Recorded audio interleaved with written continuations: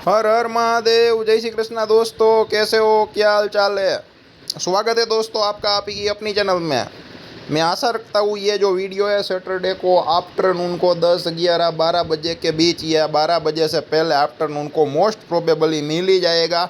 अभी Friday evening है, मैं वीडियो अभी शूट कर रहा हूँ, कल वक्त मिले या ना मिले, कुछ दूसरा काम है, ठीक है। तो इसलिए मैं एडवांस में ये वीडियो बना के रख देता हूँ, तो आप लोगों को शायद मिल जाएगा। तो मेहरबानी करके नोटिफिकेशन ऑन नहीं है तो कर लीजिए। और जिन लोगों को पोजिशनल लेवल चाहिए निफ्टी 50 के, उन लोगों के साथ ये वीडियो ज़रूर शेयर कर देना, बाद में पछतावा ना हो दोस्तों, ठीक है। तो चलिए दोस्तों शुरू करते हैं। पहले ले लेते हैं क्या है कि मंथली चार्ट, उसके बाद वीकली और उसके बाद डेली चार्ट, ठीक है। और इंट्राडे के लेवल तो हम डालते ही है, बैंक निफ्टी में डालना बंद कर दिया है, क्योंकि ऑप्शन बाइंग में इतना मतलब कि ये जो रिटर्न या रिजल्ट जो चाहिए था वो क्या है कि एज पर एक्सपेक्टेशन नहीं मिल रहा है दोस्तों, ठीक है, खास करके निफ्टी ऑप्शन बाइंग में, इसलिए। और बैंक निफ्टी का जो वीडियो है वो संडे को डाल दूंगा, ठीक है। पोजिशनल लेवल्स की बात कर रहा हूँ, वो भी मंथली, वीकली, डेली, ठीक है। अभी दिवाली है तो बुल के लिए बहुत अच्छा नहीं है, मार्केट की कंडीशन सेलिंग ऑन राइज है। तो देख लेते हैं दोस्तों क्या होता है, कैसे होता है। आप देख सकते हो ये जो ट्रेंड लाइन है, मंथली चार्ट की ट्रेंड लाइन है, 19,800 के ऊपर क्लोज नहीं कर पा रही है निफ्टी। 1, 2, 3, 4, 5। हालांकि ये जो नवंबर का महीना है अभी कंटिन्यू हुआ है, और जैसा कि मैंने बोला था सेलिंग ऑन राइज मार्केट है। एग्जैक्टली 19,240, 256 जो भी लेवल है वहाँ पे रेसिस्टेंस बनाने की कोशिश कर रहा है। मार्केट की कंडीशन सेलिंग ऑन राइज है, ठीक है। उसके ऊपर चले जाए तो वापस 19,600, 19,800 के लेवल दिखाई देने को मिल सकते हैं, और वहाँ पर एक रेंज में अप्लाई कर सकती है, ठीक है। तो ऑप्शन बायर के लिए बुरी खबर ये है कि एक रेंज में घूम रही है, ठीक है। निफ्टी 240 से क्या है कि कभी 755 करती है, कभी 555, 655 करती है, और नीचे जाती है तो 240 से 18,800 की रेंज में घूम रही है, ठीक है। तो ये ब्रेकआउट का रीटेस्ट लेवल भी हो सकता है, अभी शुरू ही हुए है। तो ये कैंडल कंप्लीट नहीं हुई है तो बहुत बड़ी ग्रीन या रेड कैंडल भी बन सकती है, 18,880 का ब्रेकडाउन भी कर सकती है, और 19,753 को ऊपर जाके भी काट सकती है दोस्तों। तो मैंने बोला था 18,880 का जो देखने को ब्रेकआउट का रीटेस्ट देखने को मिलेगा, वो आप लोगों ने क्लियर कट दिख लिया, ठीक है। 18,880 के अराउंड जो आप पूछ बनी रेड कलर की जो कैंडल है पिछले महीने की, ठीक है, आप देख सकते हैं अक्टूबर मंथ की। अब ये नवंबर महीना चल रहा है, ठीक है। और मैंने कहा था उसके नीचे जाएगा तो 18,600, और उसके नीचे आता है लेवल 18,120 टेक्निकली। और अगर साइकोलॉजिकल लेवल की बात करूँ तो 18,000 से 18,100 का जो लेवल है, ठीक है, जब तक उसका ब्रेकआउट का रीटेस्ट हो जाता है हम तेज़ी में ही रहेंगे। मंथली चार्ट में यहाँ कहीं पर भी पेरिस कैंडल बनती है और 17,780 या 777 आता है, ठीक है, मंथली चार्ट में उसके नीचे कैंडल क्लोज होती है, तो हम एक लंबे टाइम फ्रेम के लिए डाउन ट्रेंड में चले जा सकते हैं दोस्तों। कान खोलकर सुन लेना, डरा नहीं रहा हूँ, धमका नहीं रहा हूँ। तो आप लोग उस हिसाब से उसके अकॉर्डिंगली प्लानिंग कीजिए, ठीक है, बाय और सेल का। तो अगर 18,120 मंथली चार्ट में रेड कैंडल बनती है, क्लोजिंग बेसिस पे बोल रहा हूँ, ठीक है, रेड कैंडल जैसे कि आप देख सकते हो अक्टूबर की बनी, ठीक है। लेकिन 18,880 के नीचे क्लोज देने में कामयाब नहीं हो पाई, वहाँ से रिवर्सल लेने की ट्राई की। तो देखते हैं क्या होता है, कैसे होता है। तो उसके नीचे लेवल आ रहा है 18,600, और उसके नीचे आ रहा है 18,000 से 18,120। 18,000 से 18,120 नहीं टूटना चाहिए अगर लॉन्ग टर्म में तेज़ी में मार्केट में रहना है। पिछले काफ़ी सारे वीडियो है, पोजिशनल वीडियो में डालता रहता हूँ एवरी सैटरडे संडे को। मैंने हर एक वीडियो में ये बात बोली थी, तब तो 18,880 का लेवल दिया करता था, वो लेवल आया भी नहीं था दोस्तों, ठीक है। मैंने बोला था 1 से 2 महीने निफ्टी एक रेंज में घुमा सकती है, लेकिन आप देख सकते हो 1, 2, 3, 4 महीने घुमाया और 240 का ब्रेकडाउन किया, तो डायरेक्ट 18,880 को रीटेस्ट भी किया, ठीक है।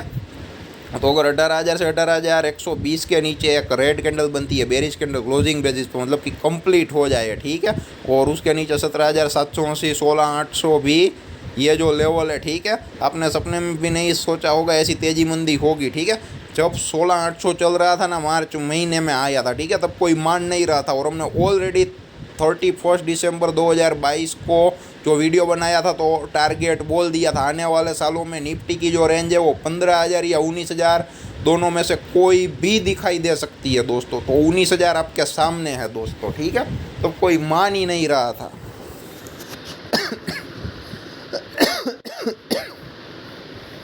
16,800 के नीचे 16,400 का लेवल आ रहा था डेफिनेटली, लेकिन 16,800 ब्रेक डाउन करे तो ना, लेकिन नहीं किया। ठीक है, तो आने वाले वक्त में मैंने ये भी बोला था 20,000 की अगर साइज हो जाती है, ठीक है, तो अगर उसका आप 10% भी मूव पकड़ लो, ठीक है, तो वो 2,000 पॉइंट है। तो आने वालों में 2 से 3,000 पॉइंट की जो निफ्टी 50 में मोमेंटम है वो सामान्य दिखाई देने को मिलेगी। साथ में ये भी बोला था ऑप्शन बायर को आसानी से नहीं कमाने देंगे। ठीक है, तो ये भी आप देख सकते हो, या use gap up gap down हो जाता है या एसएल खाने के लिए आता है, तो क्लियर कट जो मोमेंटम चाहिए था उस हिसाब से ऑप्शन बायर को उस हिसाब से चार्ट काम नहीं कर रहा है। अगर आपने पिछले कुछ दिनों देखा होगा या पिछले 15 से 25 दिन देखा होगा तो ठीक है, अगर आपने कंटिन्यूसली ऑब्जर्वेशन किया है तो पूरी जेन्युइटी के साथ ही बताएंगे। ठीक है, अगर लॉजिकल आर्ग्यूमेंट है तो आप भी रख सकते हैं, ऐसा नहीं है कि नहीं रख सकते, लेकिन लॉजिकल होनी चाहिए। ठीक है, सिर्फ आंख बंद करके विरोध करना वो कोई क्या है कि वो एक तरीका नहीं होता है। ठीक है, तो ये है मंथली चार्ट। ठीक है, उस हिसाब से तो यहाँ पे आप 18,880 के नीचे 18,600, अभी तो 18,000 से 18,120 का जो लेवल है 18,100 का वो ही याद रखो, और कुछ याद रखने की ज़रूरत नहीं है। और ऊपर 19,800। ठीक है, मंथली चार्ट की बात करूँ तो अगर 18,000 18,100 से नीचे बेरिश कैंडल बनता है तो डाउन साइड के लेवल डिस्कस कर लेंगे, और कहाँ पर सेलिंग ऑन राइज की कंडीशन हो सकती है ये भी देख लेंगे दोस्तों। ठीक है, लोगों को तेज़ी अच्छी लगती है, मंदी अच्छी नहीं लगती है, लेकिन इतनी तेज़ी आई है, ठीक है, तो मंदी भी तो आएगी ना बॉस।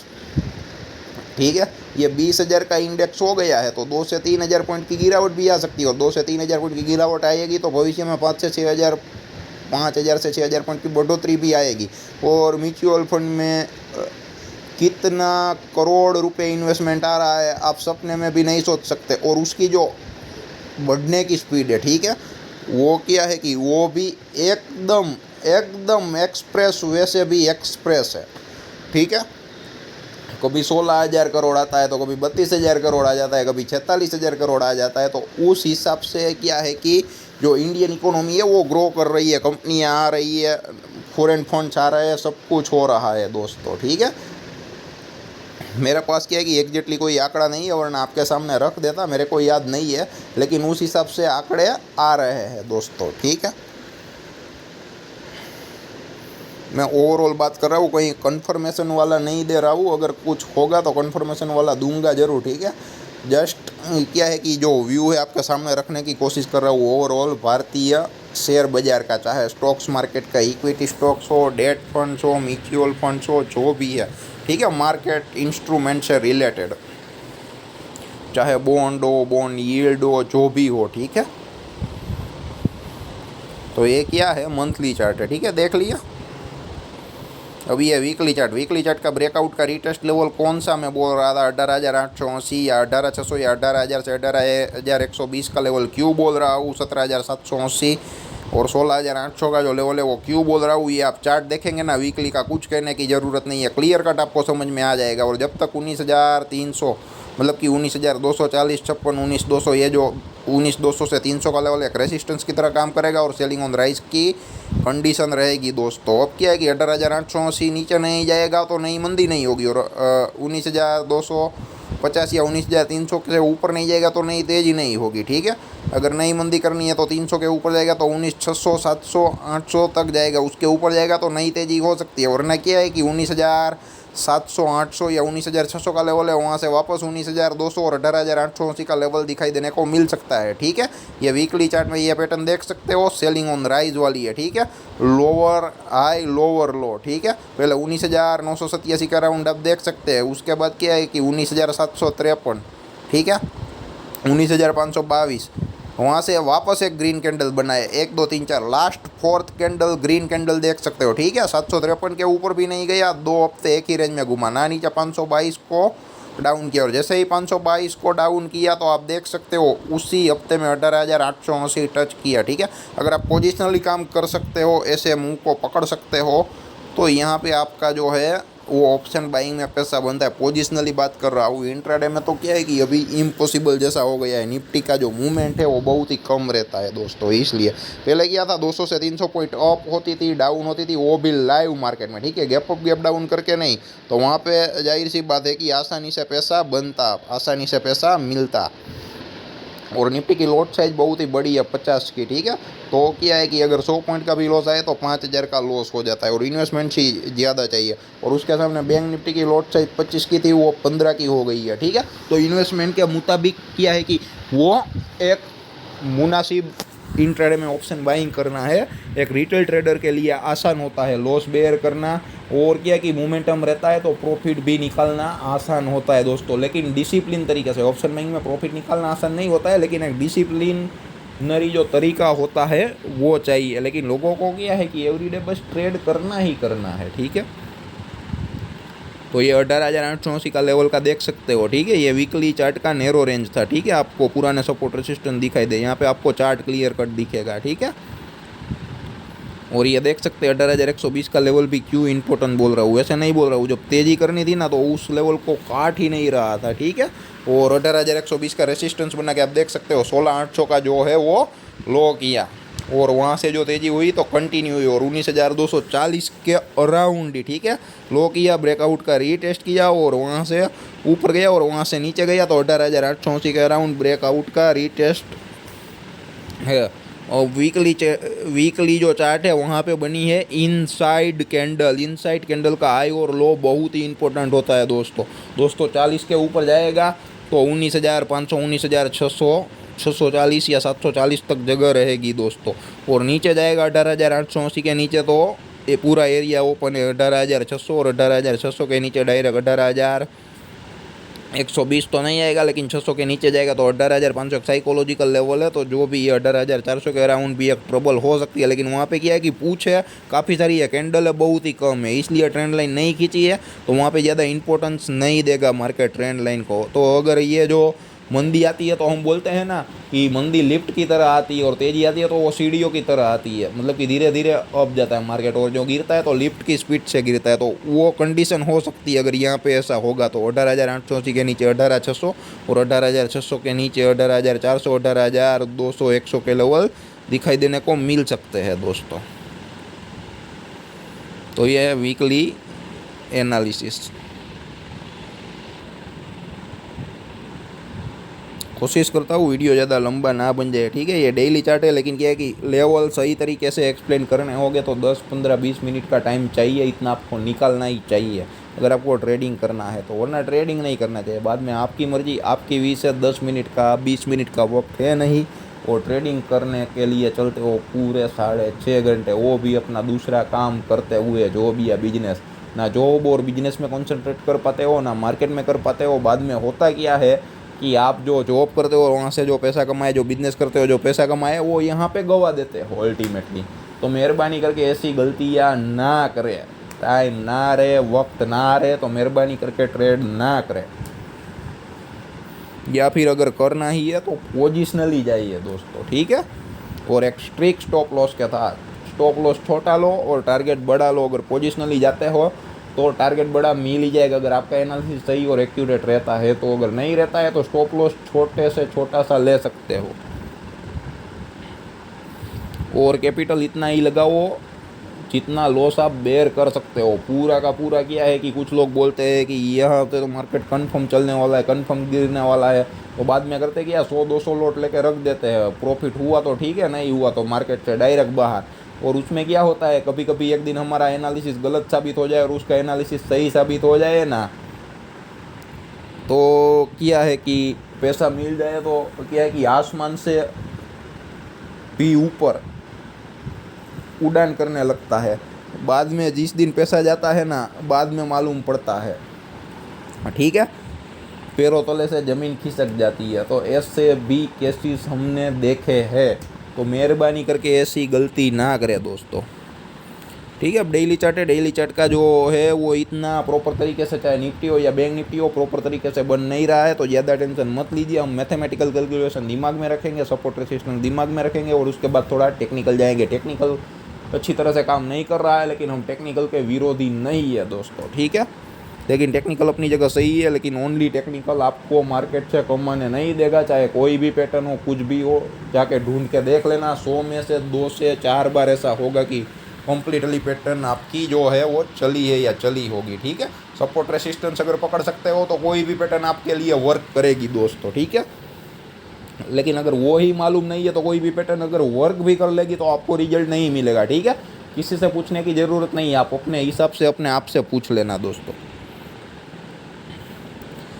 और मैंने बोला था 19,240, 256 या 19,200 को मार्केट टेस्ट भी कर सकता है और एम पैटर्न का ब्रेकडाउन 19,522 के अराउंड आ सकता है, तो ये आप देख सकते हो। ठीक है, 19,522 से 19,240 का जो लेवल आया वो आप देख सकते हो, और उसके नीचे 18,880 ये जो गिरावट आई मतलब कि 3 दिन में आई। ठीक है, और उसके बाद आप देख सकते हो मार्केट की कंडीशन डेली चार्ट में सेलिंग ऑन राइज क्यों है कि एक 19,987 के बाद 19,753 देखो, मतलब कि वहाँ पे एक लोअर आई किया और उसके बाद लोअर लो किया 19,240 के नीचे। ठीक है, और मैंने बोला था ब्रेकआउट का रीटेस्ट लेवल कौन सा है 19,240, उसके नीचे 18,880। जब 18,880 नहीं आया था ना, मैंने बोला था क्योंकि निफ्टी ने जो नया ऑल टाइम हाई किया था वो गैप खुल के और 3 दिन तेजी करके ही दिया था। ठीक है, तो ये सारा का सारा मामला था 19,522 तक जो रेसिस्टेंस बनाया था, और वहाँ से जो सेलिंग हुआ मतलब कि 1 2 3 दिन में तमाम काम कर दिया। ठीक है दोस्तों, और ये तेज़ी 3 दिन में आई थी, और उसके बाद एक 19,522 के अराउंड मतलब कि 19,500 का रेसिस्टेंस बना के वहाँ पे किया है 1 2 3 4 5 6 7 8 9 से 10 दिन मतलब कि निफ्टी शांत थी, 522 का ब्रेकआउट नहीं कर रही थी। ठीक है, तो यहाँ पर जैसे ही 522 का सपोर्ट बनाया और जैसे ही सपोर्ट का ब्रेकडाउन किया 3 दिन में 18,880 डायरेक्ट दिखाई देने को मिल गया। ठीक है, तो डेली चार्ट में ब्रेकआउट का रीटेस्ट हो सकता है। अब लोअर आई की पैटर्न पे चल रहा है मार्केट। ठीक है, वापस एक लोअर आई किया है, वो लोअर आई 240 का है। ठीक है, अब लोअर लो करेगा तो 18,000, ये पैटर्न अगर कंटिन्यू रहती है तो 18,880 या 870 का ब्रेक डाउन करेगा और 18,600 के लेवल दिखाई देने को मिल सकते हैं दोस्तों। ठीक है, लेकिन क्या है कि ये जो रेसिस्टेंस है वो सेलिंग ऑन राइज वाला है, लेकिन यहाँ पे मार्केट की कंडीशन कब बदल सकती है दोस्तों, बाइंग ऑन डिप कब होगा कि 19,240 के ऊपर चला जाए और निफ्टी वापस नीचे आए डेली चार्ट में और 18,880 का लो नो करे, उसके ऊपर का कहीं पर भी लो करता है। ठीक है, और वापस 240 के ऊपर का हाई करता है, मतलब कि एक जो हायर लो की जो कंडीशन चाहिए वो जो एक बुलिश प्राइस एक्शन है वो बन जाएगी, तो क्या है कि वहाँ पे मार्केट की जो शक्ल बदल सकती है और जो नई तेज़ी है वो आ सकती है दोस्तों। ठीक है, तो वापस हमें ऊपर के लेवल वापस देखने को मिल सकते हैं 19,522 या 19,500, 19,800 या 753, तो उस हिसाब से मार्केट चल सकता है। और मार्केट की एक कंडीशन है, हमेशा याद रखना दोस्तों, मार्केट कभी भी वन वे अपसाइड या वन वे डाउन साइड नहीं जाएगा। मार्केट को नीचे आना है तो नए नए हाई बना के नीचे आएगा, और ऊपर जाना है तो नए नए लो बना के जाएगा। मतलब कि ऊपर जाना है तो बाइंग ऑन डीप की कंडीशन होगी और नीचे आना है तो सेलिंग ऑन राइज की कंडीशन होगी, तो ये पकड़ पाना मुश्किल है। ठीक है, अगर ये पकड़ना सीख गए, ये पकड़ना आ गया तो आप मार्केट से पैसे बना सकते हैं, लेकिन एक स्टेडीली ग्रोथ करना, धीरे धीरे करना, कैपेसिटी के मुताबिक जाना, रिस्क रिवॉर्ड रेशियो को देखना, सब कुछ मैनेज करके चलना। ठीक है, तो आपको कोई प्रॉब्लम या दिक्कत ना हो। ठीक है, लेकिन गैम्बलिंग मत कर देना है, एक ही लेवल पे एक ही दाम पे। आप क्या है कि कोई स्टॉक है सारा कैपिटल लगा देते हो, चाहे ऑप्शन बाई करते हो या कैश के स्टॉक्स लेते हो, तो कुछ लोग गलती क्या करते हैं, बाद में या तो स्टॉप लॉस लेते हैं और बाद में टारगेट। ठीक है, टारगेट हिट हुआ तो ही स्टॉप लॉस आया तो ले लिया, लेकिन उसमें क्या है कि अगर फंडामेंटली साउंड स्टॉक हो, अगर नीचे आता है तो स्टॉप लॉस आता है, तो वहाँ पर स्टॉप लॉस नहीं लेने का, अगर आपके पास कैपिटल हो तो ऐड करने का। ठीक है, और वापस आपका बाइंग प्राइस आए तो आपने जो नीचे से लिया उसको तो प्रॉफिट मिल गया और वापस कॉस्ट टू कॉस्ट भी आ गया, तो इतना तो प्रॉफिट हो गया। और मान लो कि आपकी जो बाइंग प्राइस है उसके नीचे चल रहा है कोई स्टॉक, उनसे नीचे चल रहा है, वहाँ पर आपने बाई किया और ऊपर सेल किया। ठीक है, तो वहाँ से तो प्रॉफिट हो गया, तो आपने जो बाई किया उसके नीचे चल रहा है, तो वहाँ पे क्या होगा कि थोड़ा बहुत घाटा हो रहा होगा। लेकिन क्या है कि मान लो कि अगर फॉर एग्जांपल आपको जो लॉस चल रहा है XYZ, ठीक है, तो नीचे से अगर आप लोगों को प्रॉफिट मिल गया ना दोस्तों, तो क्या है कि वो लॉस कम हो जाएगा। फॉर एग्जांपल आपको 10,000 का लॉस चल रहा है और नीचे से आपने 6,000 कमा लिया, तो आपका लॉस 4,000 हो जाएगा। ठीक है, और कैपिटल भी सेफ रहेगा। तो इस हिसाब से काम बने रहे, और मार्केट अप जाए या डाउन जाए, मार्केट अप जाए तो आपके पास बेचने के लिए हमेशा स्टॉक्स होना चाहिए, और मार्केट नीचे है तो आपके पास लेने के लिए हमेशा फंड्स होना चाहिए। तो लेना है तो धीरे धीरे करके ले, बेचना है तो धीरे धीरे करके बेचे। ठीक है, इस हिसाब से भी मार्केट में काम हो सकता है, इस हिसाब से कोई मार्केट में काम करना नहीं चाहता। ठीक है, बाद में क्या है कि अफसोस करता है, बाद में बोलता है स्टॉक मार्केट नहीं है, अफसोस मार्केट है। ठीक है, काश ऐसा कर लिया होता तो, काश वैसा कर लिया होता तो। ठीक है, आपने कई लोगों के सुना भी होगा, अगर आपके पास भी है ऐसा कुछ इंसिडेंट तो आप सुना सकते हैं या कमेंट बॉक्स में कमेंट करके ज़रूर हमारे साथ शेयर कर सकते हैं। इनसे ज़्यादा मैं कुछ नहीं बोलना चाहता, वीडियो वैसे भी 20 मिनट का नहीं करना चाहता था, हो गया है। तो जितना हो सके इतना वीडियो को शेयर कीजिए और जो लेवल की अवेयरनेस है आप अपने ग्रुप में लाइए। धन्यवाद दोस्तों।